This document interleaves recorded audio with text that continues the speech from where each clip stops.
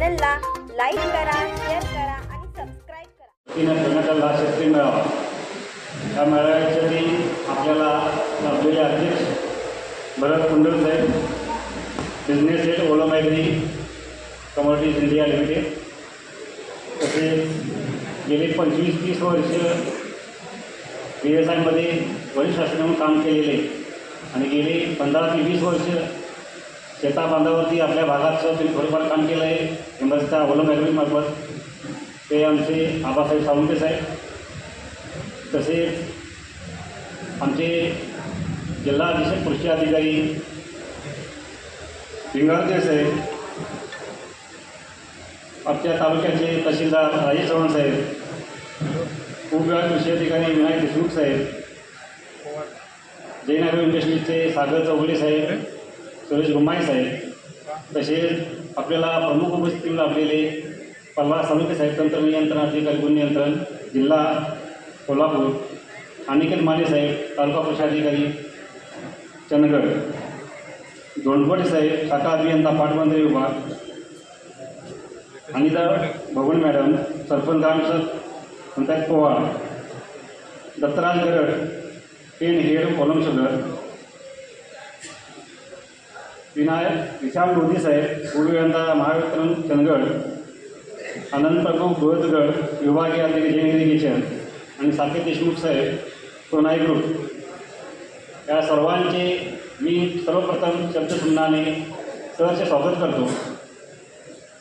गेली 15-20 वर्ष स्वतः मी चंदगड तालुका असोसिएशनचे अध्यक्ष या नात्यानं छोटे छोटे चर्चाक्षेत्र मेळावे गावागावात आम्ही ठेवत होतो. तेव्हा थोडाफार कमी प्रसार मिळत होता, परंतु आजच्या ह्या संयुक्त विद्यमान ठेवलेल्या कार्यक्रमाला आपला हा भव्य दिव्य मेळाव्याला आपले शेतकरी बंधू मोठ्या संख्येने उपस्थित राहिले. त्यामुळे त्यांचा मी सर्वप्रथम शब्दसुमनाने मी आभार मानतो आणि स्वागत करतो. आता या सध्याच्या परिस्थितीमध्ये हा जमाना आहे का तंत्रज्ञानावरती अवलंबून आहे. तुम्हाला नवीन तंत्रज्ञान अवगत करायचं असेल तर नवीन कंपन्या शोधल्या पाहिजेत. त्या कंपन्या थ्रू आम्ही थोडेसे स्टॉल तयार आजच्या दिवशी मानलेले आहेत. सर्वप्रथम ह्या कार्यक्रमाला सुरुवात कशी झाली 2 मिनिटात सांगतो तुम्हाला. दरवर्षी आम्ही कार्यक्रम असं ठेवतो 200-100-200 लोकांचा कार्यक्रम ठेवत असताना अचानक प्रवासी कल्पना त्यांनी अप्पामध्ये दुकानदारांना त्यांनी म्हटले हा छोटा कार्यक्रम आहे, त्याला मोठा कार्यक्रम केला बरोबर. त्यांनी कुंडल साहेबांना फोन केला. कुंडल साहेबांनी लगेच सपोर्ट दिला. कुंडल साहेब मला कार्यक्रम अच्छा बढिया होना चाहिए, बस हमारा सपोर्ट आपके सदैव अतिशय ऐकून सांगितलं आम्हाला. त्यानंतर आम्हाला हुरूप लागला थोडक्यात. त्यानंतर आम्ही कार्यक्रमाला सुरुवात केली. सुरुवात कार्यक्रम करायच्या अगोदर आम्हाला 2-3 एकरमध्ये सर्वात मोठं प्रदर्शन करून चर्चासत्र तसेच थोड्याफार प्रमाणात नवीन स्टॉल अशी मागणी करायचा आमचा उद्देश होता. परंतु थोडे वेळ कमी असल्यामुळे आम्ही ते थोडक्यात कार्यक्रम केला आणि हा छोटासा कार्यक्रम आपण सुरुवात ह्या वर्षी करू. पुढच्या वर्षी आपण कुंडल साहेबांचा आशीर्वाद म्हणजे सपोर्ट असल्यास आम्ही 100% सर्वात मोठा कार्यक्रम चंदगड तालुक्यात बनायचा आमचा मानस आहे. आता पुढच्या वर्षी आम्ही सुरुवात करायचा आमचा मानस 100% राहील. फक्त शेतकरी बंधूंनी आम्हाला चांगली साथ द्यावी, सपोर्ट द्यावा. कारण शेतकरी बंधूच आपले खरं महत्त्वाचे का आपल्याला इथं सपोर्ट देणारे असावे. त्यांच्याशिवाय कार्यक्रम होणं फार अवघड असतं. परंतु आता ह्या आजची परिस्थिती बघितलं तर 100% शेतकरी आमचा हा पुढारलेला आहे. ह्या कार्यक्रमाला म्हणून मार्गदर्शक लाभलेले आमचे आबासाहेब साळुंके साहेब, त्यांच्या तुम्हाला 4 शब्द तुम्हाला ते 1 तास आपल्याला चांगलं मार्गदर्शन करणारच आहेत. जमिनीचा खर्च कसा हवा, जमिनीचा पोत कसा सुधारावा लागेल, पाण्याची देण्याची पद्धत कशी असावी, किंवा तुमच्या जमिनीमध्ये उत्पन्न देण्याचे काय कुठले घटक लागतात जेणेकरून तुम्हाला उत्पन्नामध्ये वाढ होईल. आणि सगळ्यात महत्त्वाची भेटतो सध्या परिस्थिती आहे ती पाण्याची. त्यामुळे आम्ही शक्यतो कोणी शेतकऱ्यांना ह्यापासून प्रवृत्त करतो किंवा तुम्ही जास्तीत जास्त करून इरिगेशन ठिबक सिंचनात जास्तीत जास्त जोर धरावा. या निमित्तानं आम्ही सगळ्या कुंडल साहेबांशी बोलणं केलेलं आहे. जैन इरिगेशन, एटापीएम इरिगेशनच्या सतत संपर्कात आहे, जेणेकरून शेतकरी कमी पाण्यामध्ये जास्तीत जास्त उत्पन्न आपल्याला करून देईल आणि जेणेकरून शेतकऱ्याला पाण्याचा अभावी उसाची उत्पन्नात घट येऊ नये याची आम्ही दक्षता घ्यायचा प्रयत्न करत आहोत. शेतकऱ्यांनी फक्त यापासून लाभ घ्यायचा आहे. दुसरं काय आम्हाला उद्देश आमचा दुसरा एकच आहे की जेणेकरून शेतकऱ्यांचं उत्पन्न वाढल्यानंतर आपल्याला कारखाना पण चांगला चालेल आणि शेतकऱ्यांना 4 पैसे पण मिळतील. आज जे आपण बाहेर हाताला व्हरायटी लावले उसात लावले जर का तसेच ऊस प्रत्येक शेतकऱ्यांना जर का आपल्या शेतावरती पिकवले जेणेकरून गुंठ्याला 1.25 टन 3 टनचा ॲव्हरेज निघेल असे ऊस आपण बाहेर लावलेले आहेत. त्या शेतकऱ्यांनी ह्या ऊस बघून आपल्याला थोडंफार प्रमाणात काय प्रबोधन करावं आणि जास्तीत जास्त आपल्या पर एकर उत्पादन वाढवावं अशी मी शेतकऱ्यांना कळकळीची विनंती करतो. फक्त हे केव्हा शक्य होतं ज्यावेळी आपण उत्पन्नामध्ये वाढ केली तरच नवीन तंत्रज्ञानाचा आपण वापर केला तरच आपल्याला उत्पन्नात 100% वाढ होईल ही गॅरंटीच आपल्याला घेता येईल. आता मी काय जास्त बोलणार नाही. पुढे भरपूर कार्यक्रम व्हायचा आहे. मी सर्वांना परत आणि एकदा शब्द सुद्धा मी स्वागत करतो आणि हा कार्यक्रम धन्यवाद.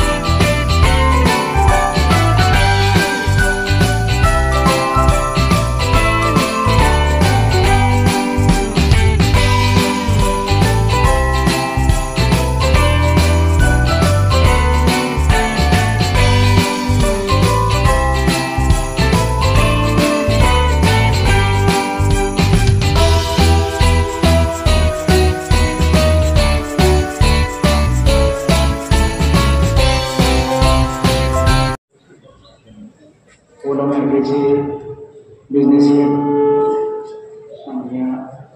भारत कुंडल साहेब, आजच्या या कार्यक्रमासाठी प्रमुख मार्गदर्शक म्हणून उपस्थित असणारे आबासाहेब सावंगे साहेब,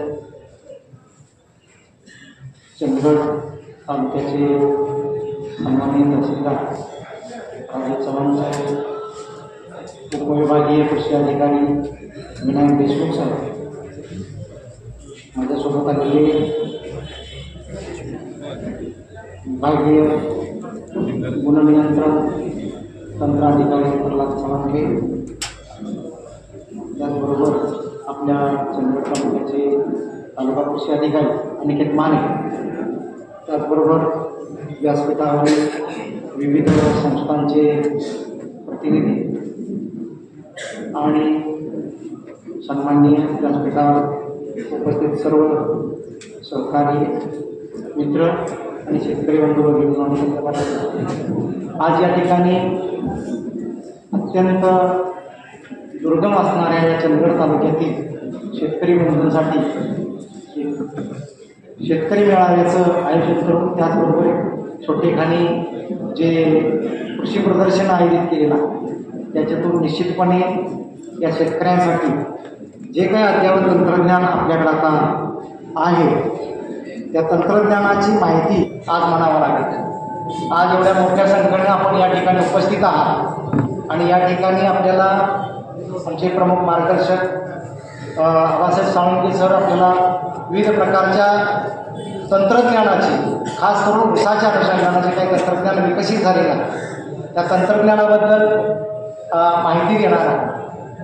परंतु आपल्याला व्यासपीठावर उपस्थित असलेले Shri Bharat Kundal saheb, business head Olam global agro commodities India limited, doctor Abasaheb Salunkhe sir, ज्येष्ठ कृषी शास्त्रज्ञ, श्री अरुण भिंगारदेवे, जिल्हा अधीक्षक कृषी विभाग आणि देशमुख साहेब, उपविभागीय कृषी अधिकारी गडिंग्लज, तसेच व्यासपीठावर उपस्थित असलेली सगळी सन्माननीय मंडळी.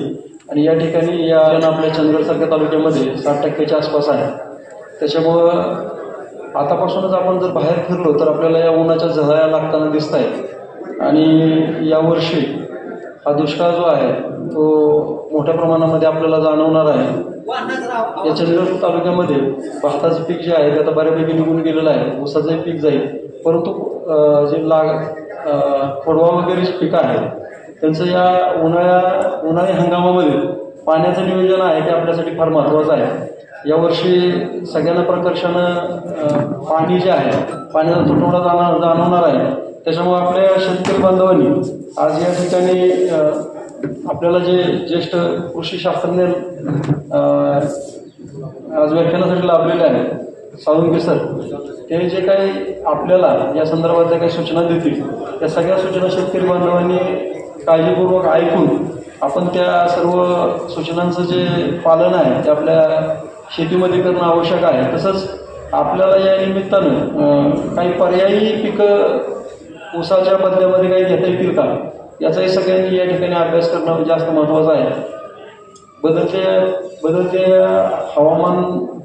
हवामानामध्ये आणि या परिस्थितीमध्ये आपण शेतकरी बांधवांनी जास्तीत जास्त उत्पादन आणि कमीत कमी खर्च या दोन गोष्टींची सांगड घालून आपल्याला कशा पद्धतीनं भविष्यामध्ये शेती आपल्याला उपयोगात आणता येईल, तसंच शेतीची जी सॉईल हेल्थ जी आहे ती कशा पद्धतीने टिकवता येईल यासाठी या ठिकाणी काही स्टॉल्स आहेत बाहेरच्या बाजूला, त्या सगळ्या स्टॉलचा सगळ्यांनी लाभ घ्यावा.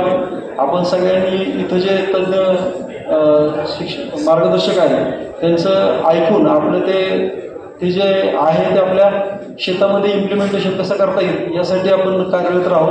आपण सर्वजण या ठिकाणी उपस्थित आहात त्या सर्व शेतकऱ्यांना मी शुभेच्छा देतो आणि मी माझे 2 शब्द संपवतो. जय.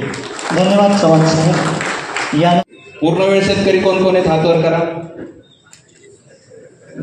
वा, खूप आनंद झाला. पूर्णवेळ शेतकरी भरपूर आहेत आणि बाकी पार्ट टाइम शेतकरी त्यामध्ये अनेक भाग पडतात. नंतर आठवडी शेतकरी, पंधरवाडी शेतकरी, महिन्याचे शेतकरी असे शेतकऱ्यामध्ये प्रकार आता पडलेत. परंतु पूर्णवेळ शेतकरी आहेत आणि आपले पिकाचा जर पॅटर्न बघितला तर ऊस, भात आणि नाचणी आणि काय भुईमूग. ठीक आहे. ऊस आमच्या साहेबांनी सांगितलं त्याप्रमाणे निश्चित पैसे देणारं पीक म्हणून आपण ऊस लावतो आणि ते आवश्यक आहे. कॅश क्रॉप एक पाहिजे जोडीला आणि खाण्यासाठी भात पाहिजे म्हणून भात लावतो. मी जास्त वेळ घेणार नाही पण 2-3 गोष्टी फक्त सांगणार आहे तुम्हाला माझ्या स्वतःच्या अनुभवावरून. ऊस पीक जरूर लावा. तुमच्याकडे पाण्याची सोय आहे, नद्या बारमाही वाहणाऱ्या आहेत म्हणून तुम्ही पाणी भरपूर देता आणि ऊस पिकवता. पण माझी तुम्हाला एक विनंती आहे की तुम्ही ऊस लावताना तो ठिबकवर लावा कंपल्सरी. तुमच्या उत्पादनामध्ये 25% वाढ होईल, हे निश्चित होईल. आणि अनवॉन्टेड पाणी जे ड्रेन आउट होऊन परत नदीला जातं ते देखील थांबल.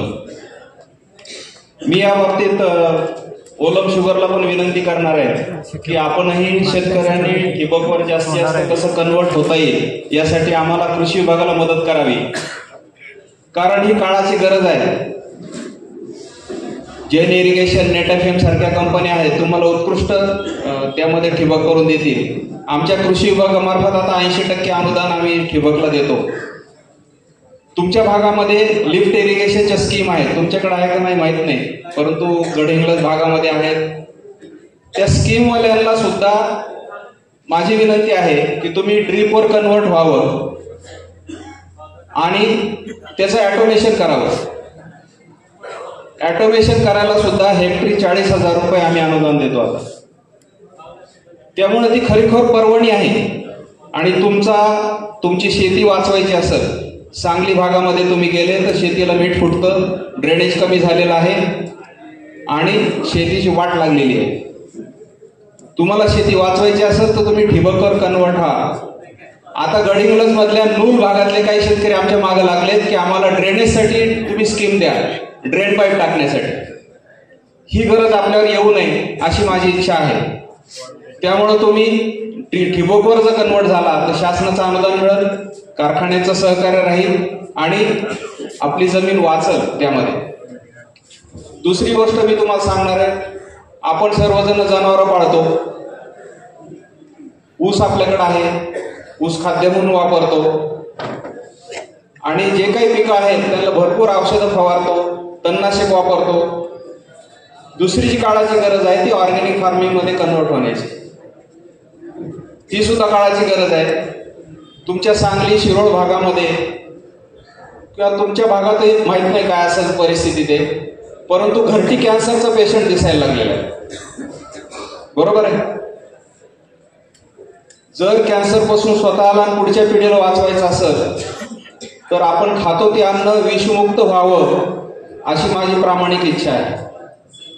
त्यामुळे हळूहळू ऑर्गॅनिक फार्मिंगवर कन्वर्ट व्हा. रासायनिक खतं, केमिकल औषधं वापरून तुम्हाला कदाचित वाटेल की बा आपल्याला एकदम उत्पादनामध्ये फरक पडेल, 1-2 वर्षे वाटेल, परंतु नंतर आपोआप परत उत्पादन वाढायला लागेल आणि स्टेबल होईल. ऊसाचे पाचट आपण जाळतो परंतु जमिनीचं नुकसान करतो. जेव्हा तुम्ही ऊसाचं पाचट जाळता त्यावेळेस जमिनीतले जेवढे आवश्यक जीवाणू आहेत सगळे मरून जातात, एक जीवाणू शिल्लक राहत नाही, परत जमीन निर्जीव होऊन जाते. त्यामुळे ऊसाचं पाचट वाचवणं आवश्यक आहे, ऑर्गॅनिक फार्मिंग मध्ये कन्वर्ट होणं आवश्यक आहे. मी माझं एक उदाहरण सांगतो. मी नाशिकला दिंडोरी तालुक्यामध्ये गेलो होतो दौऱ्यावर. एका शेतकऱ्याची 20 एकर बाग होती द्राक्षाची. द्राक्षाची तोडणी चालू होती, त्यावेळेस आम्ही तिथे गेलो. आता गेल्यानंतर आपण साहजिकच एक घड घेऊन द्राक्ष खायला लागतो. त्या शेतकऱ्यांनी मला थांबवलं, हे खाऊ नका मग द्राक्ष, आपण घरी गेल्यावर द्राक्ष खाऊ. मला समजलं नाही असं का म्हणतोय ते. मग आम्ही त्यांच्या घरी गेलो. घर व्यवस्थित होतं, 1 एकर मध्ये बंगला बांधलेला होता, आजूबाजूला 3 एकर जमीन होती. त्या 3 एकर मध्ये सगळ्या प्रकारचा भाजीपाला, सगळ्या प्रकारचे फळझाडं लावले होते की ती ज्यांच्या कुटुंबाला वर्षभर पुरतील. मग त्यांनी आम्ही हॉलमध्ये जाऊन बसल्यानंतर एका डिशमध्ये द्राक्ष आणले आणि हे खा म्हणे. म्हणलं का बा असं? तर म्हणजे हे माझ्या घराभोवती लावले द्राक्ष, हे आम्ही फॅमिलीला आणि नातेवाईकांना खाण्यासाठी आहेत, त्याला कुठलंच केमिकल आम्ही वापरत नाही, कुठलंच केमिकल आम्ही वापरत नाही, सगळे ऑर्गॅनिकली ग्रो केले, त्यामुळे हे तुम्ही खा म्हणा. त्या दिवसापासून, ह्या घटनेला 10 वर्ष होऊन गेले, त्या दिवसापासून माझ्या घरी मी द्राक्ष विकत आणत नाही. सगळ्यात जास्त केमिकल द्राक्षावर वापरले जातात आणि ते केमिकल आपण खातो. त्यामुळे तुमची घरी जे अन्न पिकवता ना त्यावर तरी कुठलं केमिकल वापरू नका. आपल्याला वाटतं मजूर मिळत नाही, तणनाशक वापरा, परंतु तणनाशक वापरताना सुद्धा तुम्हाला वाटतं मी तण मारलं, परंतु त्यात जे रेसिड्यू राहतात ते नंतर पाऊस पडल्यानंतर, तुम्ही पाणी दिल्यानंतर ते सगळं तुमच्या वॉटर सोर्सेस मध्ये ड्रेन आउट होतात आणि ते पाणी सगळं विषयुक्त होतं. विषमुक्त होण्याच्या ऐवजी विषयुक्त होतं. आमच्या भागामध्ये, मी राहणारा बीड जिल्ह्यातला आहे, कडा म्हणून माझं गाव आहे बीड जिल्ह्यात.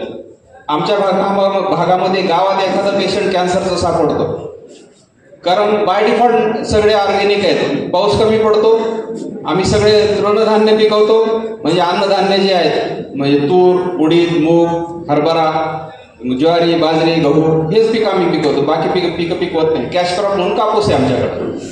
कापसावर औषधं भरपूर लोक वापरतात, पण ते सुद्धा प्रमाण हळूहळू कमी होणं आवश्यक आहे आणि ते सुद्धा कमी होणं गरजेचं आहे. तर अशा प्रकारे 2-3 संदेश तुम्ही ह्या कार्यक्रमाच्या निमित्ताने घेऊन जावा असं मला वाटतं. एक तर ऊस पूर्ण ड्रीपवर करायचा, त्याला आम्ही शासनाचं अनुदान देतो. आणि अनुदानाला आता लॉटरी जरी असली तरी पण लॉटरीला बंधन नाही. तुम्ही यावर ऑनलाईन अर्ज केला की पुढच्या आठवड्यात तुम्हाला ड्रीपला नंबर लागेल. जेवढ्या लिफ्ट इरिगेशनच्या स्कीम आहे सगळ्यांनी ड्रीपवर कन्वर्ट व्हावं, ॲटोमेशन करावं. तुम्हाला पाहायचं असेल तर गोटखिंडी म्हणून कराड जवळ गाव आहे, तिथं ॲटोमेशन केलेलं आहे जवळजवळ 400-500 एकरवर आणि व्यवस्थित चालतंय, काही प्रॉब्लेम नाही. आणि तिसरं ऑर्गॅनिक फार्मिंगमध्ये कन्वर्ट व्हावं. एवढा 3 गोष्टीचा संदेश देऊन मी थांबतो. धन्यवाद. आणि आपल्या ओलम शुगरचे बिझनेस हेड आदरणीय कुंदन साहेब, कृषी विभागाचे सर्व अधिकारी वर्ग, सर्व वार्ता आणि उपस्थित शेतकरी आणि बंधू, वेळ बराच झालेला आहे, आम्ही सगळ्यांची नावं घेऊ. बंधूंनो, आपण शेती करतो. शेती करायसाठी लागतं काय कोण सांगू शकतो? शेती करायसाठी लागतं का? शेतकरी आहात ना, बोला ना मग. अरे वा, मला पहिल्यांदा बर, तुम्हाला 1 लाख रुपये देतो, तुम्ही शेती करू शकाल? तुम्हाला पाणी आणून देतो, तुम्ही शेती करू शकाल? शेती करायला जमीन आणि त्या जमिनीमध्ये माती लागते, लक्षात ठेवा. कुठल्याही पिकाचं उत्पन्न घेताना आम्ही फक्त 3च गोष्टी विचारतो. साहेब, ऊसाची नवीन कोणती व्हरायटी आहे? साहेब, खताचा डोस काय टाकू आणि पाणी किती देऊ? याच्या पलीकडे आमचं जगच नाही. मी नेहमी सांगतो गेल्या 35 वर्षामध्ये ज्या शेतकऱ्याला माती कळते त्याला पीक कळतं, ज्याला पीक कळतं त्याला माती कळतं. तुम्हाला काय कळलं ते तुम्ही बघा, कारण 35 वर्षामध्ये मला फक्त 65% ऊस कळलेला आहे. रोज सकाळ संध्याकाळ दुपार झोपतानाही ऊसावरच असतो. आपल्या चंदगड तालुक्यामध्ये किंवा आजरा किंवा गडिंग्लज तालुक्यातलं जर हवामान पाहिलं किंवा माती पाहिली, तुम्हाला अशी शंका येतील की आपण उत्पन्न घेऊ शकतो का नाही. ऊसाची क्षमता काय असते तुम्हाला सांग. 1961 साली, सर आपण मराठी काही नाही, 1961 साली पुणे जिल्ह्यातील पंधारे गावामध्ये जगताप या शेतकऱ्यानं 365 टन उत्पन्न काढलेलं आहे एकरी. आडसाली नाही, 1 साली. 1961 साली, आजपासून 62 वर्षापूर्वी. लक्षात ठेवा. ऊसाची क्षमता काय असते, पण आम्ही 20 आणि 25 वर 30 वर खुश. पाटील गावात 30 आले की काय बोलायचंच का? मला चेहरा बऱ्याच जणांना माहिती आहे, पण आम्ही काही गोष्टी करायला धजवत. पण मी मला काही खर्च न करता उत्पन्न कसं वाढतं ते सांग. माती कळली तर बी कुठं लावतो आपण? माती. पाणी कुठं देतो? माती. खत कुठं देतो? माती. मग व्हरायटीत काय हे ठेवलं म्हणून माती समजू. मातीत काय असतं? ती दिसायला माती असते, जसं मगाशी साहेबांनी सांगितले की पाचट ठेवा. पाचट तुम्हाला वाटतं पाचतात काय असतं? पाचतातलं फक्त पाणी गेलं. तुमच्या अंगातलं पाणी गेलं काय राहतं? हाड मांसाचं. पण हाडा आणि मांस असं शरीर बनत नाही, लक्षात असू. तसं पाचटाचं काय असेल तर सांगतो. तर माती जी आहे त्या मातीत काय असते आपल्याला कळलं. तुम्ही कशावर चालता? कशा काय?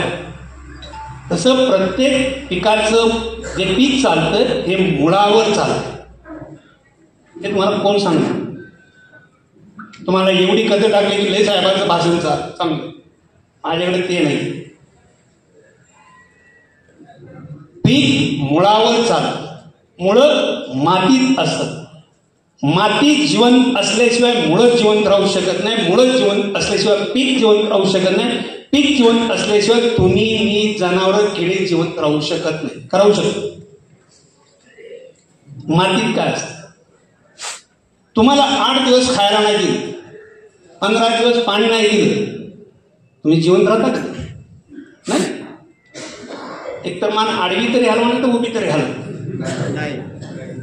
आम्ही जिवंत राहतो. कशावर? हवेवर.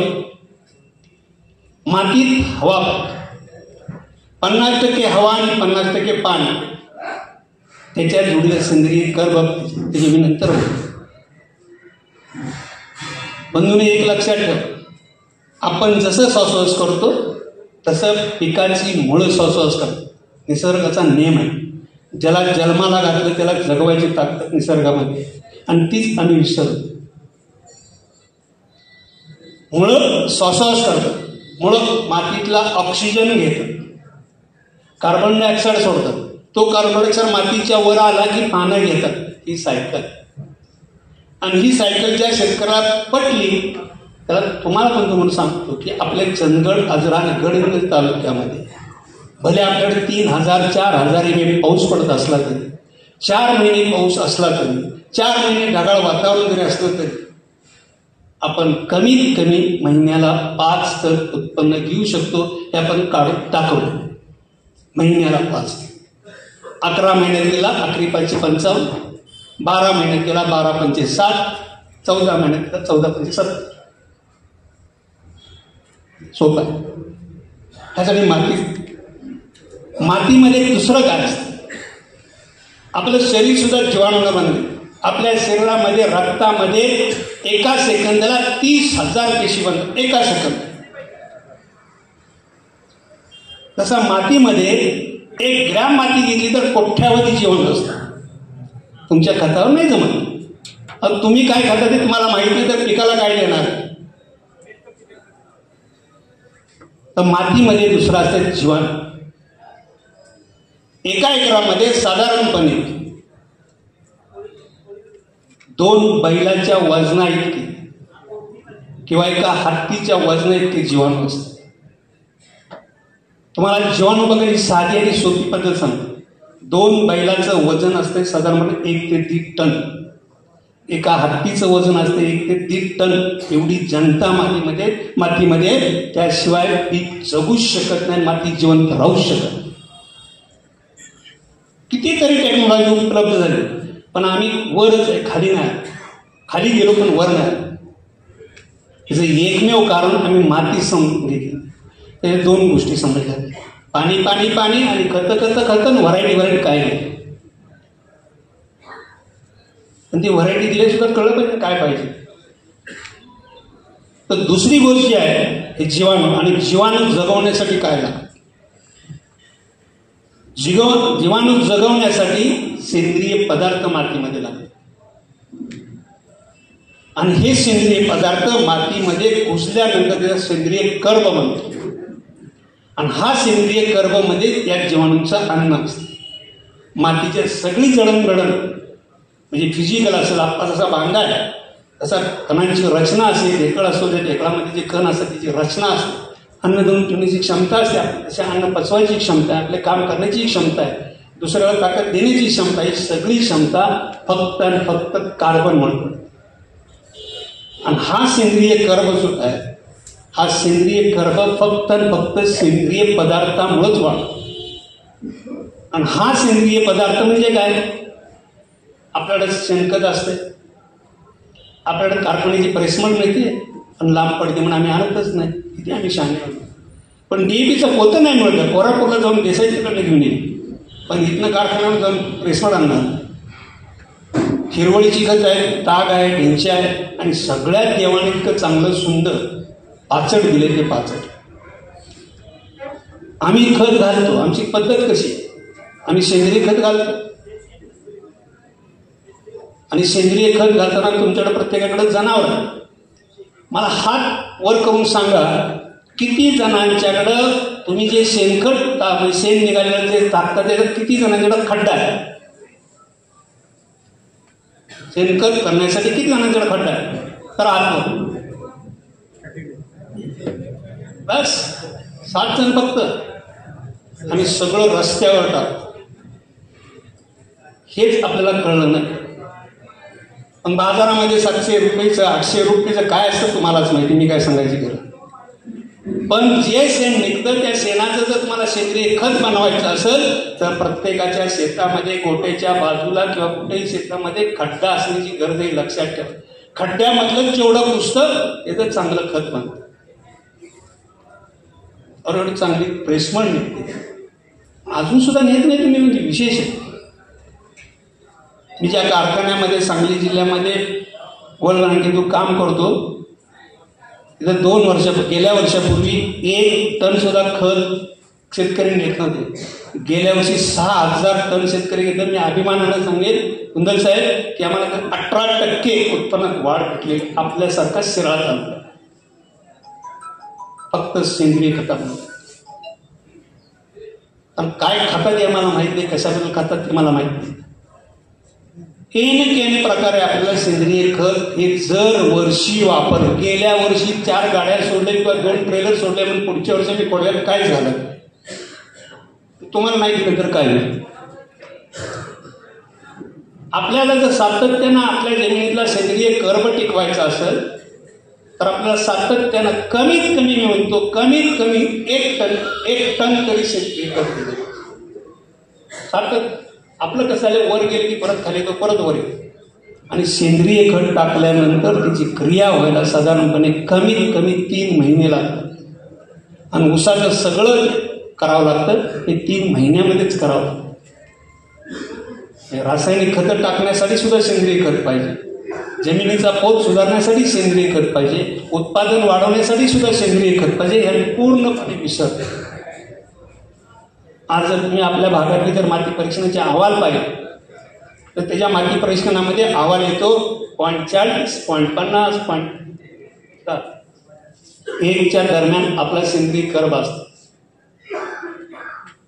हा सेंद्रिय कर्ब कसा होत नाही. आपली जमीन जीवित आहे किंवा चांगली आहे हे ओळखण्यासाठी तुम्हाला सांगतो. आता बऱ्याच जणांनी हरभरा टोकला असतो रब्बी सीझन किंवा उन्हाळी भुईमूग केला असतो किंवा उन्हाळी सोयाबीन केलं असं, उडीद केलं असं, मूग केलं असं. बंधून लक्ष देऊन आहे का की त्या उडदाचा ढाळा किंवा हरभऱ्याचा ढाळा फुलं येण्याच्या अगोदर तुम्ही मुळासकट उपटा. आणि त्या मुळासकट उपटल्यानंतर तुमच्या लक्षात येईल त्या मुळावर गाठी किती. या गाठी जर समजा 3 नाही तर 4 नाही तर 5 जर असतील तर समजायची आपली माती मार्गाला लागली. कधी तुम्ही उपडलेला नाही. डाळा उपटून बघितला कधी नाही बघितलं, कारण खाली बघायची सवयच नाही आम्हाला, फक्त वरच. सत्य आहे ती बोलतो मग तुम्ही काय बोलणार नाही मला गॅरंटी. तुम्ही 2 तास हलणार नाही हीची मला गॅरंटी. जर त्या मुळावर जर समजा द्राक्षाच्या घडासारख्या जर गाठी असतील ना तर त्या मातीचा ऑर्गॅनिक कार्बन किती आहे, सेंद्रिय कर्ब किती आहे तो 1, 4, 1.25, 1.5च्या पुढेच. आपल्या भागात नाही. तुम्ही नशिबान आहात तुमच्या मातीचा पीएच साधारणपणे ॲसिडिक आणि न्यूट्रल आहे. पण हे जर केलं नाही तर त्यात काहीच फायदा होतो. दुसरा उपाय तुम्हाला सांगतो, हे सहज तुम्ही करू शकता. शेतामध्ये गेल्यानंतर तुम्ही मातीचा वास घ्या. मग जे भिंगारदेव साहेबांनी सांगितलं की पाण्याचं, देशमुख साहेबांनी सांगितले पाणी ड्रीप वॉक. तुम्ही इथनं जाताना जे कोवाडची माती आहे कोवाडच्या मातीमध्ये जा, त्या मातीचा वास घ्या. तुम्हाला नाही गटरासारखा आला तर मी म्हणेन ते आहे शेतात. कोवाडच्या मातीतला आत्ता जाऊन जिथं ऊस उभा आहे तिथं ओल आहे त्या ठिकाणची माती घ्यायची, त्याचा वास घ्यायचा. तुम्हाला गटरासारखा वास शेतातला वास. त्याला शेती नाही म्हणत. मातीचा वास सुवासिक असला पाहिजे. आणि मातीचा वास घेण्यासाठी जिथं माती आपल्या वापसा कंडिशनमध्ये जिथं माती आहे तिथली माती घ्या. दुसरी बांधावर जे गवत उगवले ते मुळासकट उपटात. आणि त्या मुळाखालची जी माती आहे ते एका हातात ती माती बांधावरची घ्या, एका हातात शेतात माती. मला निश्चितपणे फरक झाला. कधीच केलं करून त्याच्यानंतर माती परीक्षणाचा अहवाल येतो. हे तुम्ही रोज करू शकता, पण आम्ही कधीच केलं नाही. 20 वर्ष शेती केली. मग साहेबांनी सांगितलं आठवड्याचे, 15 दिवसाचे, महिन्याचे, 6 महिन्याचे, 1 महिन्याचे शेती शेतकरी. पण रोज जाणारा शेतकरी सुद्धा हे बघत, हे बघण्याची गरज. मग बाकीचे पुढचे आहेत. आणि हे मातीचा पोत जर टिकवायचा असेल, मातीचा कस टिकवायचा असेल, मातीचं कार्बन टिकवायचं असेल, तुम्हाला कमीत कमी रोग आणि कमीत कमी किडी पाहिजे. मला असे काही शेतकरी आहेत आपल्या भागामध्ये सुद्धा आहेत. चंदगड आपल्या गडिंग्लज भागामध्ये, चंदगड भागामध्ये, कोल्हापूरमध्ये एक दाणा सुद्धा केमिकल कीटकनाशक किंवा कृषीनाशक एक दाणा. तुम्ही आम्ही का आजारी पडत नाही हो? याचं कारणच आहे की आम्ही चांगलं खातो, चांगलं पितो. पण शेताला गेली 15 वर्ष झाली एकच खत वापरतो, सुपर फॉस्फेट. बरोबर आहे का चूक? तुम्हाला जर रोज मक्याची भाकरी दिली 15 वर्ष तर काय होईल? इथं आमचं गरीब चूक. कुंदल साहेबांचं जे ध्येय आहे की त्यांना कमीत कमी 40 टन उत्पन्न करायचं. आणि ध्येय जर आपला जर आपल्या भागाचा जर विकास करायचा असेल तर आपल्याला कमीत कमी 50 टन उत्पन्न आलं. आणि ह्यासाठी तुम्ही एवढ्या खिडकीनं सांगतो की तुम्ही माती सुद्धा तुम्ही जे धरून बसलाय ना, मला माहिती आहे 10 वर्षापूर्वी तुमची काय परिस्थिती. 1.5 फुटात होतं, आता 3 फुटात आलं. कधी 4 फुटात पोचायचा गुन्हा असतो. तर या मातीमध्ये आपल्याला सरळ हातानं जर वर्षी कमीत कमी 1 टन सेंद्रिय खत, भले शेणखत चांगलं कुजलेलं, उचलायचा कचरा शेतात टाकायचा नाही. ते मातीचं अन्न आहे, जीवाणूंचं अन्न आहे, लक्षात असू द्या. तुम्हाला खडा लागला तर लगेच मिशिरी देत. त्या मातीनं काय करायचं, त्या पिकांना काय करायचं, यासाठी सरळ हाताने 1 टन 2 टन कमीत कमी जर वर्षी जे पीक घ्याल त्या पिकाचं, लागण असू द्या, कोडवा असू द्या, तुम्ही भात करा, तुम्ही सोयाबीन करा, कुठलंही पीक करा, पण 1 टन कमीत कमी दरवर्षी. ही परिस्थिती आलेली आहे. कारण 100% बागायत झाल्या. पूर्वीसारखं नव्हतं. पूर्वी कुठंतरी बागायत असायचं. तुम्हाला माहीत नाही, तुम्ही हे बघितलेलं नाही. आपल्याकडे 4 महिने पाऊस पडतो. 4 महिने पावसामध्ये जर आपण एखादा कापड जर समजा कुंटीला अडकवलं, टावेल जर कुंटीला अडकवला, शर्ट कुंटीला अडकवला किंवा भिजलेला शूज बाजूला ठेवला, 4 दिवसामध्ये बुरशी चढते का नाही? ती 4 दिवसामध्ये जर बुरशी चढत असेल, आपल्या शेतामध्ये जर कायमस्वरूपी जर पाणी असेल तर खाली काय परिस्थिती विचार करा. आणि ह्याला जर वाचवायचं असेल तुम्ही सेंद्रिय गर्भ वाढवा. बाजारामध्ये सुद्धा काही चांगले प्रॉडक्ट मिळतात. तिथे एक स्टॉल आहे यांचं, जैन ॲग्रोचं बायोसी नावाचं प्रॉडक्ट. फक्त 2 किलो वापरून बघा. त्या प्रेसमड कारखान्याच्या प्रेसमडमध्ये घालून बघा काय. तुम्हाला 5 टन प्रेसमड आणायची गरज नाही. आणि वाहतूक वाढून किती वाढणार? 100, 150, 200, 500 तर 2000 रुपये जर गेले तर एक ट्रॉली जर समजा त्याची जर प्रेसमडची जर सोडली, तुमच्या जमिनीचं लाईफ 4 वर्षांनी वाढतं. जसं माणूस वाचवण्यासाठी लाखो करोड रुपये आपण खर्च करतो, जमीन वाचवण्यासाठी तुम्ही 1000-2000 रुपये वाहतूक देत नाही. सगळं असतं ना. त्यामुळं जमिनीत फलक. सेंद्रिय पदार्थामुळे सेंद्रिय गर्भ वाढला की मातीचा पोत आणि कस होता. पहिला मुद्दा ध्यान. दुसरा मुद्दा, पैलवान कुठं तयार होतो? तालमीत. नक्की का? तिथं भरवल्या तालमीत माती असते. मातीत म्हणत जा कोल्हापूरचे धुनी. पैलवान मातीत तयार होतो. आणि जे पैलवान करतात त्यांना माहिती असेल की 8 किंवा 15 दिवसांनी माती तुटली जाते. सोडतात का नाही? तुम्हाला कसं माहिती? तुम्ही गेलाच नाही, तुमच्या कानावरून कळतंय. तर माती तोडली जाते. तोडताना त्याच्यामध्ये तू बीप टाकलंस, माती चांगली 1.5 फूट चांगली तोडली जाते. ज्या ऊसाची, माझ्या मोबाईलमध्ये एक फोटो आहे आपल्या भागातला, कोल्हापूर जिल्ह्यातला. 2.5 महिन्याचं जे ऊस आहे, 2.5 महिन्याचं जे ऊस आहे, त्याची 5 फुटाची मुळी आहे. किती? 5 फूट मुळी. दुसरा एक फोटो आहे, एक ठोंब आहे आणि त्याच्या ठोंबामध्ये टोपलभर मुळे आहेत. तुमच्याकडे किती निघतात बघा यावेळी. जर मुळी वाढली तर पीक वर वाढतं. कुठलेही जेवढ्या मुळ्या वाढवाल तेवढं तुमचं चांगलं उत्पन्न. मुळी वाढवण्यासाठी काय करावं? मी एक पहिला मुद्दा सांगितला की सगळं हाताने सेंद्रिय चांगलं कुजलेलं शेणखत किंवा कंपोस्ट खत किंवा कारखान्याची मळी वापर. दुसरा जो मुद्दा आहे ती मशागत. ही मशागत आपल्याला आपण लागण घेतो, खोडवा घेतो, निडवा घेतो, कणकडे 4-4 पीक आहे, त्या पाटलांचा चौथा खोडवा आहे. यासाठी एकदाच मशागत करतो. ही मशागत आम्ही कधी सिक्वेन्शियल पद्धतीनं करत नाही. तुम्ही बघा, आपण गाडीला किक मारली की चौथा घेर टाकला गडून जातो का? नाही, पहिला, दुसरा, तिसरा टाकतो. त्या पद्धतीनं आपल्याला मशागत सुद्धा सिक्वेन्शियल पद्धतीनं केली पाहिजे, कारण की 3 वर्षे 2 वर्षे शेत तसंच राहणार आहे. आणि त्यासाठी ते पीक चांगलं यावं, मुळांची वाढ चांगली व्हावी म्हणून आपल्याला खोलवर नांगरट केली.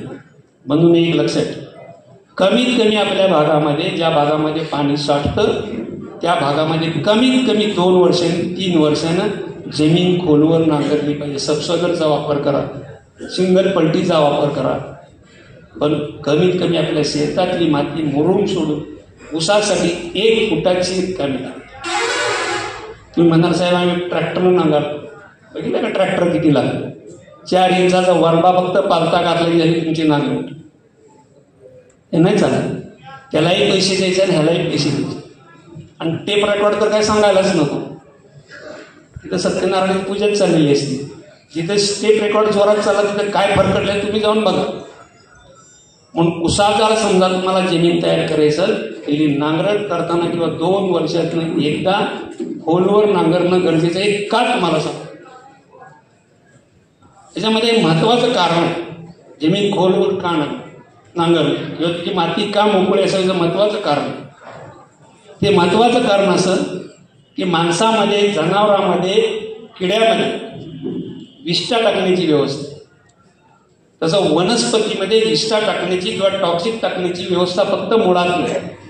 आणि तो जर थर कायमस्वरूपी जर तयार झाला तर सगळे ते टॉक्सिक खाली तयार होतात. म्हणून आपली पिकं तांबेराला बळी पडतात, त्या टाक पडायला बळी पडतात, माव्याला बळी पडतात, पांढऱ्या माशीला बळी पडतात. हे कारण आहे.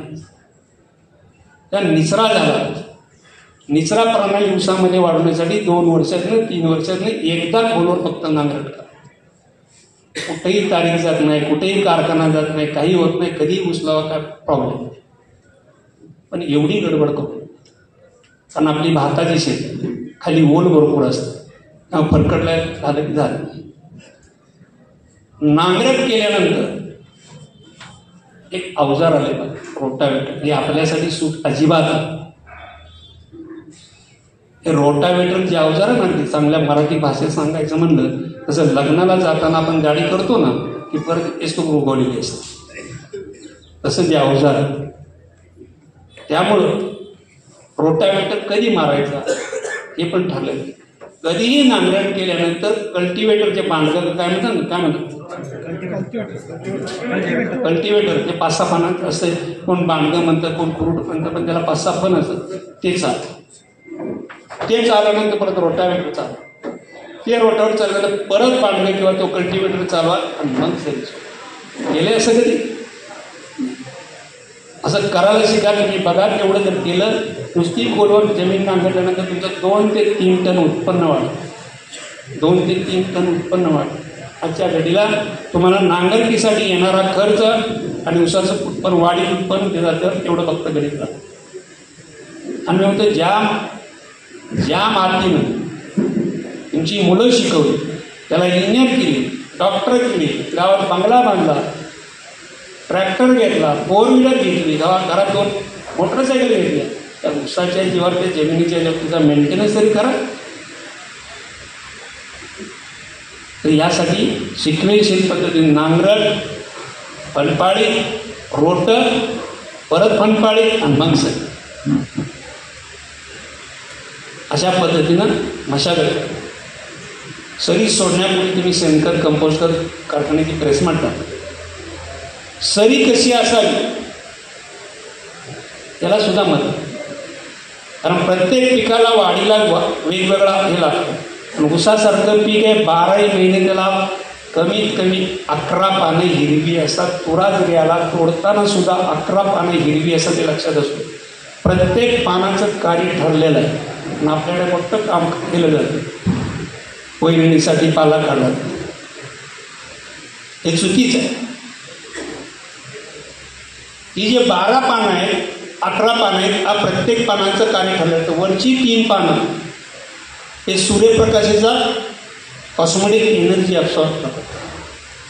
मधली 3 पानं अन्न तयार करायचं काम करतात. खालनं कार्बन डायऑक्साईड, वरनं सूर्यप्रकाश हा सुटून ही मधली जे 4 पानं आहे ती अन्न तयार करायचं काम करतात. आणि खालची जी 4 पानं आहे ती हे अन्न पेऱ्यामध्ये साठवायचं काम करतात. त्यामुळं पहिला मुद्दा लक्षात ठेवा की आपण जे वैरणीला पाला काढतो,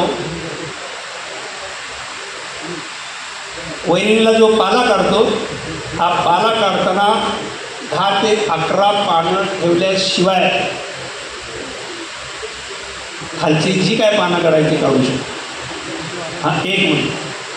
दुसरा, मी सांगितलं की तुम्हाला 11 पानं तिची रचना बघा कशी आहे की प्रत्येक पानावर सूर्यप्रकाश पडला पाहिजे आणि तो राहिलेला सूर्यप्रकाश हा मातीवर पडला पाहिजे. यासाठी सरीची रुंदी अत्यंत महत्त्वाची आहे.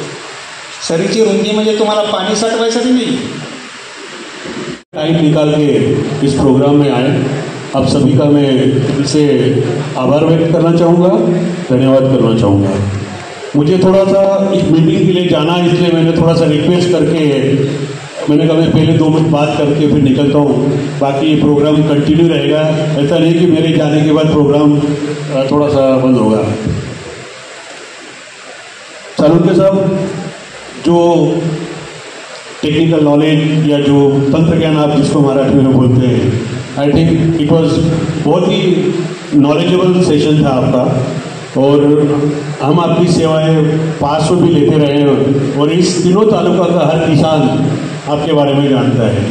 तो आज उसी की मतलब एक रिपीटेशन किया है हमने और हम सबकी मेमोरीज को रिफ्रेश करते हुए जो ज्ञान आप लोग जो आपने शेयर किया हमारे साथ, हमारे किसान भाइयों के साथ, मुझे विश्वास है कि हम सब लोग, चाहे हमारे किसान हो, हमारा केन टीम हो या हमारे जितने भी पार्टनर्स हैं, हम सब लोग मिलकर उन पे वाकई अमल करेंगे. और मुझे विश्वास है कि आज जो हम 60-70 टन पर हेक्टेयर गन्ने की पैदावार की बात करते हैं, आने वाले 1-2 साल में जरूर हम 90 से 100 टन तक जाने का प्रयास करेंगे. सब चीज़ रातों रात नहीं होती है, उसके लिए थोड़ा धैर्य भी रखना पड़ता है, आपस में मिल के काम करना पड़ता है. तो मैं आज 2-3 चीज़ें कहना चाहूँगा कि ओलम की तरफ से पिछले 7-8 साल में जितना भी हम एक टेक्निकल नॉलेज हमारे किसान भाइयों को दे सकते थे, उसको हमने चलाया. हम लोग बहुत सारे किसानों को BSI भी लेके गए, वहाँ भी ट्रेनिंग करवाई और हर महीने, चाहे वो मिस्टर माने आते हो या पहले सालुंके साहब आते थे, ये प्रोग्राम हमारा चलता रहता है. तो 2-3 चीज़ें ऐसी है कि मुझे ऐसा लगता है कि हमारे किसान भाई, उनको सबको पता है कि करना क्या है, गन्ने की पैदावार कैसे बढ़ाई जाए, वो नॉलेज सबको पता है.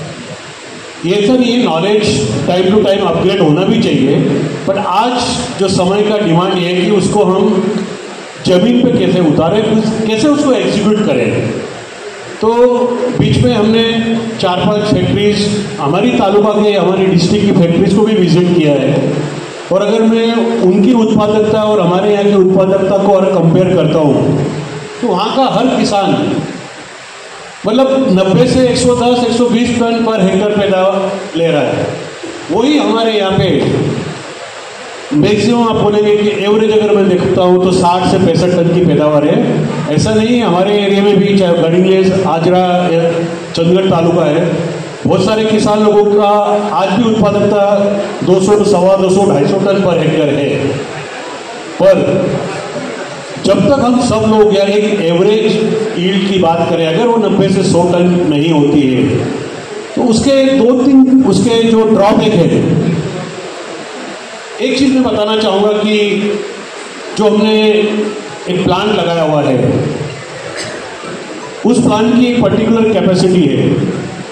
पहले क्या होता था कि शुगर मिल का एक थंब रूल था कि कोई भी प्लांट कम से कम 150 से 160 दिन चलना चाहिए. अगर 150 से 160 दिन तक कोई प्लांट नहीं चलता है और उसके इक्विवेलेंट अगर क्रशिंग नहीं होती है तो क्या होता है कि वो थोड़ा सा, अगर हमको गन्ने का भाव भी देना है या कुछ और भी नई चीज़ करनी है, उसके लिए थोड़ा सा एक मतलब हमारे लिए एक अब आगे नहीं बढ़ पाते एक्चुअली। तो इसमें 2-3 चीज़ें हैं। अगर उत्पादकता बढ़ती है, किसान भाइयों का भी फायदा है, जो जमीन आज जमीन फिक्स है, जमीन आगे बढ़ नहीं रही है बल्कि उस जमीन का बंटवारा हो रहा है। तो हर साल आप देखेंगे कि जो हमारी प्लॉट साइज है और छोटी होती जा रही है और उसके कारण बहुत सारे चैलेंजेस हैं। हम जानते हैं कि जब आपका प्लॉट साइज छोटा होता है तो लोग क्या करते हैं कि जो 2 रो के बीच में डिस्टेंस है उस पर फॉलो नहीं करते हैं। कुछ बार उनको पता है कि जमीन बहुत कम है तो उनका जो फोकस होना चाहिए वो नहीं होता है। उसकी जीविका, उसका घर चलाने के लिए उसका माइंड किसी और चीज़ की तरफ डाइवर्ट हो जाता है। तो जो एक फोकस होना चाहिए गन्ने की पैदावार बढ़ाने के लिए वो शायद मिसिंग है। इसका एक ही सॉल्यूशन मेरे को जो लगता है कि हम सब लोग मिलकर, ओला हमेशा चाहता है कि हमारे जो किसान जो हमारे साथ जुड़े हुए हैं, और मैं भी किसी भी किसान को यहाँ पे डिफ्रेंशिएट नहीं करूँगा। हमारी तीनों तालुका में टोटल 35,000 किसान हैं जो गन्ना करते हैं। अगर मैं गन्ने का अगर एरिया देखता हूँ तो पिछले 4-5 साल में गन्ने का जो टोटल एरिया 28,000 हेक्टेयर से बढ़ के आज 32,000 हेक्टेयर एरिया है। इसका मतलब ये कि हमारा किसान गन्ने की खेती करना चाहता है। अगर वो नहीं होता तो इतना एरिया शायद नहीं बढ़ता। पर आज सबसे बड़ा चैलेंज ये है कि उत्पादकता कैसे बढ़ाए। सालून के सामने बहुत सारी बेसिक चीज़ें, बेसिक बात करी है और सबसे महत्वपूर्ण है कि जो बेसिक जब तक हम करेक्ट नहीं करेंगे, कोई भी चीज़ हो चाहे हमारे घर में हो, अगर हम घर में डिसिप्लिन लेके नहीं आएंगे तो घर मतलब किसी और डायरेक्शन में चला जाएगा। तो जो बेसिक जिसको एक डिसिप्लिन बोलते हैं वो लाना जरूरी है। और हम सबको पता है, आप हमसे ज़्यादा जानते हैं, पैदावार या उत्पादकता बढ़ाने के लिए जो मिट्टी है, मिट्टी को अपने बच्चों की तरह पालना पड़ेगा। आज जो सॉइल हेल्थ इसकी हम बात करते हैं, हम लोग हर साल केमिकल फर्टिलाइज़र यूज़ करके या ऑर्गेनिक फर्टिलाइज़र यूज़ नहीं करके या जो अच्छी प्रैक्टिसेज है जो फॉलो करना चाहिए वो नहीं करके हमने हमारी जो लैंड है उसकी जो हेल्थ है वो बहुत ज़्यादा डिटेरियोरेट हो गई है। अभी पिछले हफ्ते हमने BSI के 2 साइंटिस्ट बुलाए थे जो हमारे एरिया में, उन्होंने आके पूरा एक इंस्पेक्शन किया, एक निरीक्षण किया और उनका ये मानना है कि हमारे एरिया में 100% ज़मीन की जो pH है वो एसिडिक pH है। वो एसिडिक pH क्यों है? उसका कारण मोस्टली जो हम रासायनिक खाद यूज कर रहे हैं वो है और जिस क्वांटिटी में यूज कर रहे हैं वो है। हम लोगों को जो जमीन के बारे में जो बोलते हैं कि सॉइल को कंजर्व कैसे करना है, उसको बचा के कैसे रखना है, उसको हम थोड़ा ऑफ ट्रैक हो गए हैं। जब मैंने पूछा इसको कैसे किया जाए, जो हो गया वो हो गया, उसको आगे मतलब हम जिंदगी भर तो नहीं रो सकते कि एसिडिक pH है और नीड नहीं आएगी, उसको कैसे किया जाए, उसको कैसे करेक्ट किया जाए। तो उसके लिए हम उनसे पूरा प्लान बनवा रहे हैं और वो प्लान अगले 15-20 दिन में प्लान बन के आ जाएगा और उसी के हिसाब से फिर हम हमारा जो भी एक टेक्निकल एडवाइजरी हमारे किसान भाइयों को सबको जो देना है वो स्टार्ट करेंगे। तो सबसे बड़ी बात ये है कि उसको करेक्ट करने के लिए हमको जो सॉइल टेस्टिंग है, सॉइल को पता तो चलना चाहिए कि उसमें कमी क्या है और ऐसा नहीं कि एक प्लॉट को टेस्ट कर लिया तो पूरे 32,000 हेक्टेयर में वही रिजल्ट रहेंगे, क्योंकि कुछ लोग अच्छी प्रैक्टिस फॉलो कर रहे हैं, कुछ लोग प्रैक्टिस फॉलो ही नहीं कर रहे हैं। तो उसके लिए अभी हम जो क्या कर रहे हैं कि बहुत सारी ऐसी एक्टिविटी हमारे एरिया में चालू करने का प्लान है और ऑलरेडी उसमें हम बहुत आगे बढ़ चुके हैं।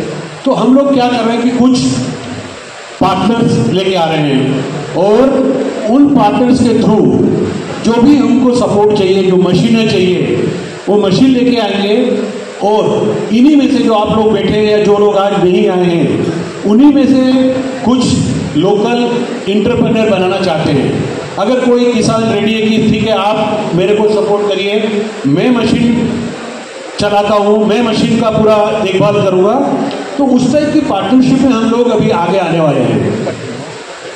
तो सॉइल टेस्ट के लिए अभी एक रिसेंटली एक मशीन आई हुई है। नॉर्मली सॉइल टेस्ट में क्या होता है, जब भी हम सैंपल करने जाते हैं कम से कम 450 से 500 रुपया एक सैंपल का चार्ज होता है।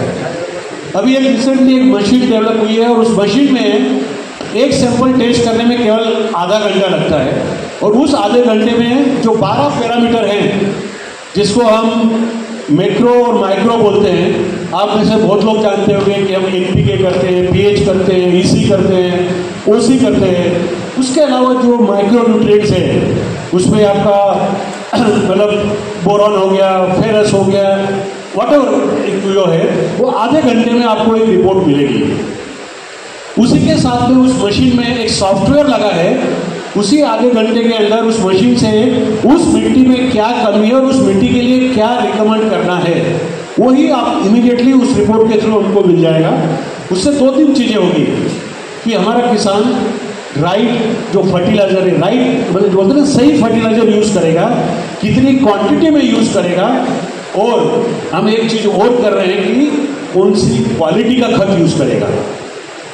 इसीलिए आप सभी को पता होगा कि पिछले मतलब 1-2 महीने में हमने करीब 17 ATSP हमारे तीनों तालुका में ATSP डेवलप किए हैं।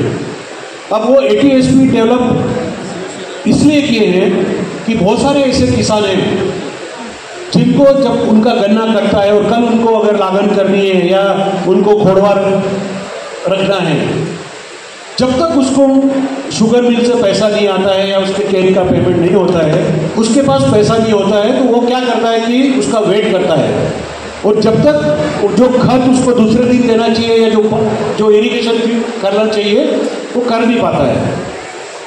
तो इसको ध्यान में रखते हुए अभी हमने पायलट स्केल पे चालू किया है कि जिस किसान का गन्ना हमारे यहाँ चला गया है वो किसान हमारे डिवीजन ऑफिस पे जाके हमारे डिवीजन इंचार्ज से बात करेगा, उसको जो भी खत चाहिए वो हम हमारे ATSP के थ्रू हमारी रिकमेंडेशन पे उसको हम उधार दिलवाएंगे, क्रेडिट पे दिलवाएंगे। और ATSP को पैसा नहीं देना है, ATSP को पैसा हम कंपनी की तरफ से उसके कैन पेमेंट से एडजस्ट करके देंगे। ये एक शुरुआत है। अब लोग पिछले 15-20 दिन में बहुत सारे इंडियन हमारे पास आए हैं। इसका मकसद ये है बेसिकली कि हमारे किसानों को उनके खेत के लिए राइट टाइम पे खत मिलना चाहिए, क्योंकि बेसल डोज जब तक राइट नहीं होगा, क्योंकि पहला डोज अगर हमने टाइम से नहीं दिया और उस डोज को अगर 15-20 दिन तक हमने या महीने तक डिले कर दिया तो उसका कोई फायदा नहीं है। इसी टाइप से हम और चीज़ प्लान कर रहे हैं। हम इसी एरिया में ट्रेश कल्चर का बहुत सारे इंटरवेनर डेवलप कर रहे हैं। बहुत सारे लोगों का डिमांड है कि हमको ड्रोन चाहिए। लास्ट ईयर हमने ड्रोन्स के थ्रू कम से कम 2000 एकड़ में हमने ड्रोन के थ्रू मतलब क्या फवारा बोलते हो करवाया, हमने WSF करवाया है। इस साल हमारा प्लान है कि कम से कम हमारे एरिया में कम से कम 5 से 7 ड्रोन रहेंगे, और उसका हम हमारे किसानों को उसकी जो फायदा है उसको एक्सटेंड करेंगे। और जब हमारे थ्रू करेंगे तो क्या होता है कि वहाँ पे थोड़ा कॉस्ट बेनिफिट भी मिलता है किसानों को। हम सब लोग मिलके एक जो मिनिमम रेट हो सकता है उसको डिसाइड करके हम आगे जाएंगे। तो नटशेल में मेरा ये कहना है कि हमारा जो एक टारगेट है, हमारा जो एक उद्देश्य है, आप सभी को शायद पता होगा कि हम विश्व में आज की तारीख में हम जो इंडिया में काम नहीं करते हैं, आज हम 90 देश में काम करते हैं। और ओलाम वर्ल्ड की सबसे बड़ी एग्री कमोडिटी बिजनेस करने वाली कंपनी है। हम केवल गन्ने में नहीं करते हैं, हमारा सबसे बड़ा जो बिजनेस है ओलाम का है वो कॉफ़ी है, कोको है, राइस है, कॉटन है, स्पाइसेस है, एडिबल नट्स है। हम लोग केशू में दुनिया के सबसे बड़े ट्रेडर है केशू में। हम लोग आलमंड में है। कहने का ये मतलब कि पूरी दुनिया में हमारा जो काम है वो किसानों के साथ ही है। हम जहाँ भी जिस भी कंट्री में काम करते हैं किसानों के साथ हाथ से हाथ मिलाकर किसानों के मतलब भविष्य को देखते हुए क्या करना चाहिए वो हम कर रहे हैं।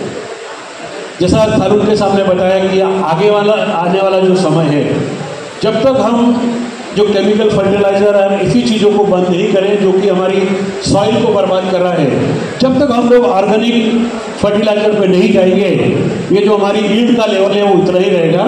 तो मेरा आप सभी से रिक्वेस्ट है कि बहुत सारी ऐसी चीज़ें जो हम प्लान कर रहे हैं कि आप ऑर्गेनिक फर्टिलाइजर पे कैसे जाएं। ऐसा नहीं कि इमीडिएटली आज बात करिए और कल से सब लोग जाएंगे, पर मेरा आप सभी से रिक्वेस्ट है कि जो ट्रैश, जो पाला बोलते हैं, हार्वेस्टिंग होने के बाद जो ट्रैश है, आप उसको प्लीज़ जलाइए नहीं। आज की तारीख में भी हमारे एरिया में अभी भी मेरे को लगता है कम से कम 65 से 70% किसान पाला जला देते हैं एक्चुअली साहब। उसमें आपका ही नुकसान है, आप उस पाले को जलाइए मत। हम ये करेंगे, उसका ट्रेश बंचर का प्लान कर रहे हैं, हम कुछ कंपोस्टर भी देंगे, कुछ केमिकल्स भी दे सकते हैं जो आप उसके ऊपर डालिए, सो दैट आपका जो कंपोस्टिंग हो वो आगे जल्दी हो, और उसको मिट्टी में जब वो मिलेगा तो जो जिसको हम ऑर्गेनिक कार्बन बोलते हैं, और ऑर्गेनिक कार्बन एक तरह से मतलब सबसे ज़्यादा इम्पोर्टेंट जो पैरामीटर है वो ऑर्गेनिक कार्बन है। इसके साथ में हमको ग्रीन मैन्यूरिंग की बात करना चाहिए, इंटरक्रॉपिंग की बात करना चाहिए, हम सब करने के लिए तैयार हैं। हम जितना हमसे हो सकता है, बिना कोई हमारा उसमें कोई ये नहीं कि हमारा ही मोटो है, हम आपके साथ वाकई काम करना चाहते हैं, और हम चाहते हैं कि हमारा किसान जो हमारे साथ जुड़ा हुआ है उनका भविष्य उज्ज्वल हो, ज़्यादा से ज़्यादा पैदावार हो, और हम सब लोग मिलकर काम करें। मैं अभी भी बोलना चाहूँगा, शायद हमारी ऐसी ही कंपनी होगी जहाँ पे मेरे ऑफिस में या मेरी फैक्ट्री में कोई भी किसान आता है, उसको निराश होकर नहीं जाना पड़ता है। हम उससे मिलते हैं, चाहे मैं नहीं हूँ, मेरा स्टाफ मिलता है। अगर मैं वहाँ पे हूँ तो शायद मैं 100% लोगों से मिलता हूँ। ऐसा कोई आदमी नहीं होगा जो मेरे ऑफिस में आया और मैं उससे मिला नहीं हूँ। मैं आप सभी को एक बार फिर से कहना चाहूँगा कि आपकी जो भी समस्याएं हैं, आप आगे आइए। अभी हम 2-3 चीज़ें करने वाले हैं। हम ICP सिस्टम ला रहे हैं, और उस ICP सिस्टम में क्या होगा कि हर किसान का, जिसने प्लांटेशन किया है, जिसने रटून किया है, क्योंकि आदमी जैसा सालून के साथ बोल रहे थे कि आज मैंने प्लांटेशन कर दिया, मेरे को पता है कि 15वें दिन पानी देना है, कभी कभी आदमी भूल गया, कुछ प्रॉब्लम है, नहीं कर पाया, तो आपको आपके सिस्टम पे, आपके मोबाइल पे एक मैसेज आएगा कि आपको कल पानी देना है। जैसा हमको जब बैंक से कैसे में था कि भैया कल आपका लोन का इंस्टॉलमेंट ड्यू है, आप तैयारी रखिए, उसी टाइप से 2 दिन बाद आपका इरिगेशन ड्यू है, आप पूरी तैयारी रखिए। उसके बीच में सपोज किसी कारण से आपने इरिगेशन उसके बाद भी नहीं किया, हमारा फील्ड स्टाफ आपके पास आएगा, आपसे समझेगा कि जो आपको पानी देना था आपने क्यों नहीं दिया, उसका कारण क्या है, और उसमें जो हमसे सपोर्ट हो सकता है वो सपोर्ट हम एक्सटेंड करेंगे। तो नक्शल में कहने का मतलब यह है कि हम वाकई किसानों के साथ मिलकर काम करने के लिए बहुत ज़्यादा एग्रेसिवली अपने आप को इन्वॉल्व करना चाहते हैं। चौथी 5वीं चीज़ ऐसा है कि बस अल्टीमेटली जब किसान गन्ना पैदा करता है तो उसको किसान का रेट, मतलब गन्ने का रेट भी मिलना चाहिए। करेक्ट। अब आप सभी को पता है कि गन्ने का जो रेट होता है वो हमेशा होता है कि आपका जो शुगर का जो रिकवरी बोलते हैं, उतारा क्या है। पिछले 4-5 साल में जो मैंने देखा है कि जो हमारी फैक्ट्री में ही जो उतारा, मतलब जो रिकवरी आती थी, कभी भी 13% से नीचे नहीं आती थी। हमने 13.4% रिकवरी भी अचीव किया है। कहने का मतलब है कि आज की तारीख में आज हर किसान ये चाहता है कि मेरा गन्ना अक्टूबर महीने में कट जाए, चाहे वो 8 महीने का गन्ना हो, 9 महीने का हो, 6 महीने का गन्ना हो, हर किसान को लगता है कि मेरा गन्ना कटना चाहिए। मैं आप सभी से एक रिक्वेस्ट भी करना चाहूँगा, क्योंकि अगर गन्ना 8 महीने का गन्ना कट गया ना तो आपको ईल्ड मिलेगी, वजन नहीं आएगा गन्ने का, ना उतारा आएगा, और अगर उतारा नहीं बैठता है तो अगले साल की रिकवरी, अगले साल की FRP है, उसमें इम्पैक्ट आने वाले हैं। मैं आपको आज एक चीज़ और बोलना चाहूँगा कि आपका गन्ना है, आपको हमारे पे विश्वास होना चाहिए। मैं हर साल बोलता हूँ कि ओलाम का एक कमिटमेंट है जब तक इन तीनों तालुका का आखिरी प्लॉट नहीं कट जाता मैं फैक्ट्री नहीं बंद करूंगा। आपको वो विश्वास होना चाहिए कि ऐसा नहीं कि हमारा गन्ना रह गया और कल ओलाम ने फैक्ट्री बंद कर दी। मैं एक तालुका ने, मैं तीनों तालुका का बोल रहा हूँ कि तीनों तालुका का जब तक 100% गन्ना खत्म नहीं होता है हम फैक्ट्री बंद नहीं करेंगे और न करते हैं। उससे 2-3 चीज होती है, आप लोगों को वेट का फायदा होगा, रिकवरी होगी, अगले साल अच्छा FRP मिलेगा। और उसमें मेरा भी ऐसा नहीं कि मैं आपके लिए बोल रहा हूँ, मेरा भी उसमें उद्देश्य है कि हमारी फैक्ट्री ज़्यादा दिन चलेगी। तो बट बहुत बार ऐसा हुआ है और मैंने इस साल आपको बोलना चाहूँगा कि जिन किसानों का गन्ना खेत में खड़ा हुआ है, इस साल मैंने, आप बिलीव नहीं करोगे, 75 लाख रुपया 75 लाख रुपीस किसानों का गन्ना खेत में खड़ा है। कब आएगा मेरे को नहीं पता, पर उसको जरूरत थी, उसको कुछ अड़चन है, चाहे वो मेडिकल का प्रॉब्लम है, बच्चे की पढ़ाई का प्रॉब्लम है, कुछ किसी की बच्ची की शादी है, ओलाम ने उनको आगे आके सपोर्ट किया है। तो मैं मतलब हर चीज़ का सॉल्यूशन है। तो आपको इतना ही कहना चाहूँगा कि अगर आपको कभी ऐसा लगता है कि मेरा गन्ना लेट होने वाला है या आज मेरे को कोई ज़रूरत है, आप हमारी फैक्ट्री आइए, हमारे केन डिपार्टमेंट से मिलिए।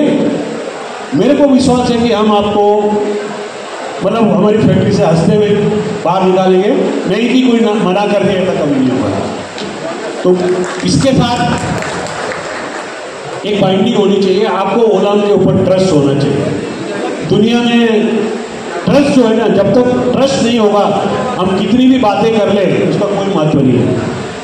हस्बैंड वाइफ में भी ट्रस्ट नहीं होगा, ठीक है ना, तो भले ही हस्बैंड काम पे गया, वाइफ सोचेगी कहीं और घूमने गया एक्चुअली ऐसा है। तो ट्रस्ट जो होता है ना, हम कुछ भी करें कैसा भी करें, आदमी में ट्रस्ट होना चाहिए, बाइंडिंग होना चाहिए। और ओलाम ये आपकी फैक्ट्री है, किसानों की फैक्ट्री है। जिस फैक्ट्री को हम जितनी अच्छी तरीके से चला सकते हैं, हम अकेले नहीं चला सकते, हम आप सब लोगों के सपोर्ट के, आपके सहकार्य से चला सकते हैं। और मुझे पूरा विश्वास है, ये मैं फिर से गर्व से कह सकता हूँ कि ये मेरा 10वां सीजन चल रहा है। और जो सहकार्य, जो आशीर्वाद आप लोगों ने पिछले 10 साल में दिया है, ये मैं जिंदगी में कभी नहीं भूल सकता हूँ। और मैं चाहूँगा, चाहे मैं यहाँ पे रहूँ नहीं रहूँ, ये कंपनी आपकी है, ये मतलब आप किसानों की कंपनी, आपकी कंपनी है मान के चलिए, और इसको ज़्यादा से ज़्यादा क्रश करके ज़्यादा से ज़्यादा ऊंचाइयों पे ले जाइए। मैं बोल सकता हूँ अगर आप 1 कदम आगे आएंगे, ओलाम 5 कदम आगे आएगी, ये मेरी गारंटी है। थैंक यू, धन्यवाद। आयोजित करण्यात आला। आजच्या या शेतकरी मेळाव्याच्या अनुषंगानं साहेबांनी मला आता विनंती केली की मागच्या वेळेस पण आपण उद्घाटन ज्यावेळेला शुभारंभ झाला होळी पूजन, त्यावेळेला सुद्धा मी बोललेलो होतो की ठिबक सिंचनचं क्षेत्र चंदगड तालुक्यातून खूप कमी आहे आपल्या तालुक्यामध्ये ठिबक, कारण आपल्याकडे पाऊस जास्त होतो, पाऊस जास्त जरी होत असला तरी साठवण ग्रह कमी आहेत, पाण्याचा साठा आपल्याकडे होत नाही, त्यामुळं उन्हाळ्यामध्ये दुष्काळसदृश परिस्थिती निर्माण होते आणि थोडंसं काय होतं आहे की पाण्याचं दुर्भिक्ष जाणवतं। तर त्यासाठी उपस्थित सर्व शेतकरी बंधूंना मी विनंती करतो की आपण शासनाचं जे महाडीबीटी पोर्टल आहे किंवा प्रत्येक गाव स्तरावर कृषी सहाय्यक आणि कृषी पर्यवेक्षक मंडळ कृषी अधिकारी आहेत प्रत्येक गावाला, तर तुम्ही कृषी विभागाशी आणि महाई सेवा केंद्राशी संपर्क केला तर ठिबक सिंचनसाठी आपल्याला अर्ज करता येऊ शकतो। तर महाडीबीटी पोर्टलवर शेतकरी नोंदणी केल्यानंतर साधारणपणे 1 आठवड्याच्या कालावधीमध्ये आपली ठिबक सिंचनसाठी निवड होते। ठिबक सिंचनसाठी निवड झाल्यानंतर तुम्हाला 8 खाते उतारा, 7-12 खाते उतारा आपल्या त्या महाडीबीटी पोर्टलवर अपलोड करावा लागतो आणि हा 7-12 खाते उतारा अपलोड केल्यानंतर पूर्वसंमती मिळते। त्याच्यानंतर 30 दिवसाच्या कालावधीमध्ये ठिबक सिंचन संच आपल्या आवडत्या कंपनीकडून आपण बसवून घेऊ शकतो। आता बाजारामध्ये नामांकित कंपन्या आहेत जसं की जैन इरिगेशन आहे, नेटाफिम आहे, बऱ्याचशा कंपन्या आहेत, त्याच्यामध्ये शेतकऱ्याला चॉईस आहे की तुम्ही फक्त डीलरला एकदा विचारून घ्या की जिल्हा स्तरावर त्यांची नोंदणी झालेली आहे का सबसिडीसाठी। त्यामुळं मी उपस्थित सर्व शेतकरी बंधूंना विनंती करतो की त्यांनी चालू वर्षी तर दुष्काळ सदृश परिस्थिती आहे आणि शासनाकडून 2 टप्प्यामध्ये सिंचनसाठी 80% अनुदान दिलं जातं. पहिल्या टप्प्यामध्ये 55% अनुदान मिळतं आणि दुसऱ्या टप्प्यामध्ये 25% अनुदान राज्य शासनाकडून दिलं जातं.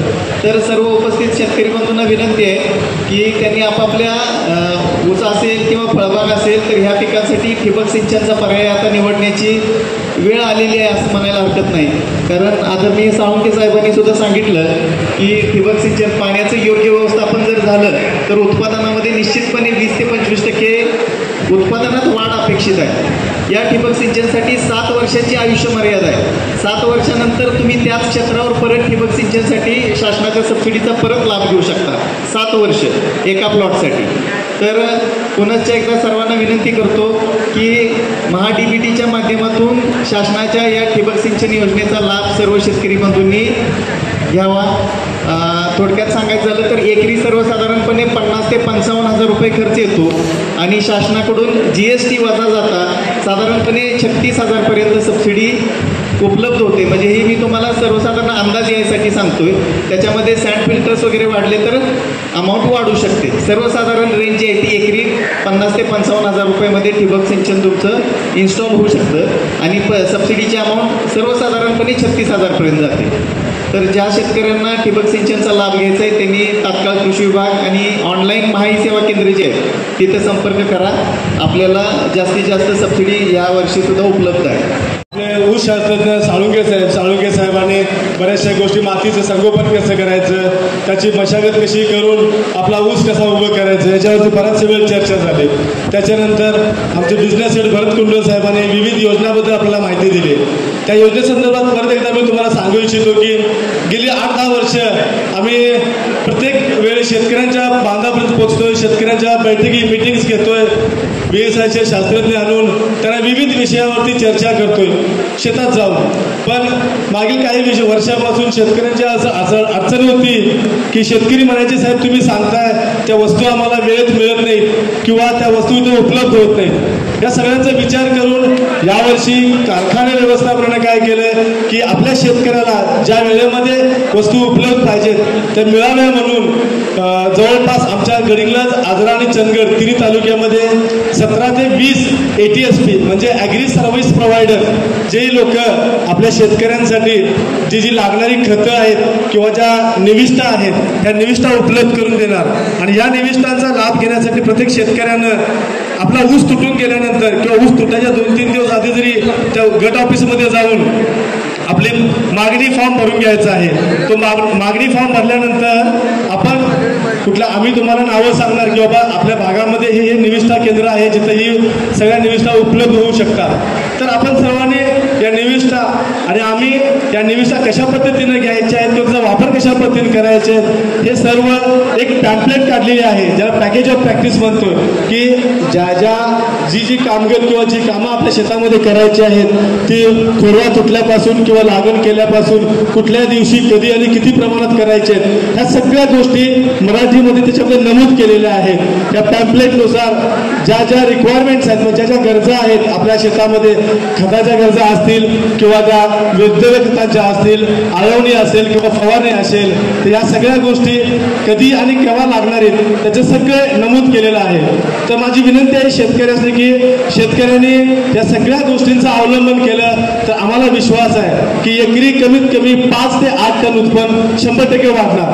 कारखान्याचा पहिल्या दिवसापासून मानस आहे की आपल्या शेतकऱ्याचं उत्पादन वाढलं पाहिजे. शेतकऱ्याचं उत्पादन जर का वाढलं तरच भविष्यात शेतकरी टिकणार आहे आणि शेती टिकणार आहे. जर का एकरी आपण 20 आणि 22 उत्पन्न काढून शेती करतो म्हणाला तर या महागाईच्या दिवसामध्ये आपली शेती अजिबात टिकणार आणि शेतकरी जगणार नाही. त्यासाठी सगळ्या गोष्टींचं ज्या गोष्टी इथं आज विषय झालेत ते रोप लागण असेल, कांडी लागण असेल, माती व्यवस्थापन, खत व्यवस्थापन या सगळ्या गोष्टींचं वेळोवेळी अवलंबन करून जर का आपण शेतीमध्ये काय प्रगती करू शकलो तरच आपण भविष्यात आपण जगू शकतो. त्यासाठी कारखाने इतर संस्था अग्रेसर आहेत, पुढे येत आहेत की बाबा शेतकऱ्याचं उत्पादन वाढलं पाहिजे. पण आमच्या पाहणीनुसार अजूनही शेतकऱ्यांचा एवढा प्रतिसाद नाही आहे जितका आम्हाला प्रतिसाद पाहिजे आहे. आम्ही प्रत्येक शेतकऱ्याच्या बांधावर जायला तयार आहोत, बांधावर जाऊन त्याला मार्गदर्शन करायला तयार आहोत. फक्त आमची इच्छा अशी आहे की शेतकऱ्यांना आमच्यापर्यंत आलं पाहिजे, शेतकऱ्यांना ती आपली इंटरेस्ट दाखवली पाहिजे की हो बाबा मला माझं उत्पादन वाढवायची गरज आहे, मला माझ्या जमीन व्यवस्थापन कशी करायची, आंतरमशागत कशी करायची आवर्जून शेतकऱ्यांनी विचारलं पाहिजे. आमचा स्टाफ प्रत्येकाच्या बांधावर जायला तयार आहे. तर अपेक्षा करतो की सर्व शेतकरी बंधू इथून पुढे आपल्या ऊसाचं उत्पादन वाढीसाठी प्रयत्न करतील आणि आमच्याशी संपर्क करतील. एवढं बोलून मी आपल्या सर्वांचे आभार व्यक्त करतो आणि इथंच थांबतो. आपल्यासाठी जेवणाची व्यवस्था